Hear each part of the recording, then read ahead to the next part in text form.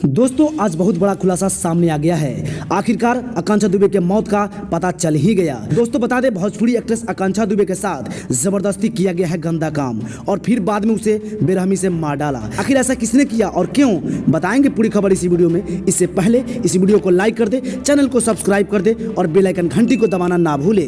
दोस्तों आपको बता दें, उस होटल का सीसीटीवी वीडियो लीक हो गई है। इस वीडियो को लीक होटल के गार्ड के द्वारा किया गया है। इस वीडियो में साफ नजर आ रही है आकांक्षा दुबे जिस कपड़े में लाइव आई थी उसी कपड़े में किसी और के साथ गंदा काम करती दिख रही है। दोस्तों बता दें, ये तो तय है कि आकांक्षा दुबे को यूज किया गया और उसे बेरहमी से मार दिया गया। हालांकि डॉक्टर का कहना है कि आकांक्षा दुबे की मौत इंजेक्शन देकर की गई है। दोस्तों आपको बता दें, सीबीआई जांच के द्वारा उस होटल के गार्ड को गिरफ्तार किया गया है और उससे पूछताछ चल रही है। दोस्तों बता दें, आकांक्षा दुबे इस दुनिया में नहीं रही, लेकिन जिसने भी इसके साथ बुरा किया है उसका बहुत जल्द पर्दाफाश होगा।